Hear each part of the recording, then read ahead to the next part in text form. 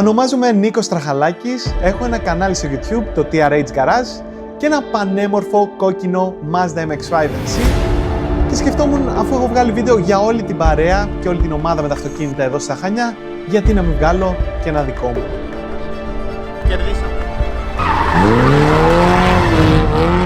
Έχω το MX-5 τα τελευταία 10 χρόνια και πραγματικά είναι τελείως διαφορετικό από τα αμάξι που πήρα.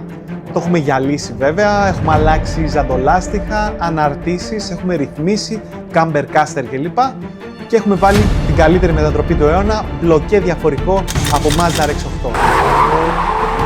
Μοτερικά είναι σχεδόν stock, είμαστε με εξάτμιση και φίλτρο ελευθέρας, αλλά το μοτέρ καίει μερικά λάδια, οπότε μάλλον θα χρειαστεί να φύγει και να μπει ένα λίγο πιο γρήγορο και πιο ισχυρό.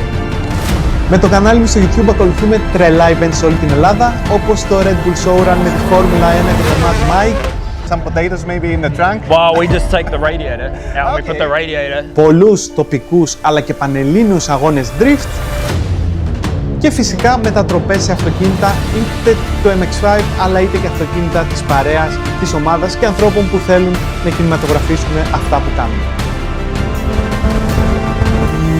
Λίγες εβδομάδες πριν καταφέραμε να πάρουμε τη δεύτερη θέση στη δεξιοτεχνία στο Ρέθυμνο και γι' αυτό ετοιμάζουμε ειδικό βίντεο πάνω σε αυτό, οπότε stay tuned στο κανάλι μου στο YouTube καθώς θα ξεκινήσουν ξανά τα βίντεο και θα είναι επικά. Επίσης, όποιος από εσάς ενδιαφέρεται να κινηματογραφήσει τα αμάξι του, στείλτε DM σε αυτό εδώ το προφίλ TRH Films και ετοιμαστείτε γιατί έχουμε αλλάξει εξοπλισμό, έχουμε αλλάξει κάμερα, έχουμε 6 χρόνια εμπειρίας και πλέον είμαστε έτοιμοι να το απογειώσουμε και να το πάμε σε άλλο level. Για την ώρα, follow, subscribe, like και τα λέμε στο επόμενο.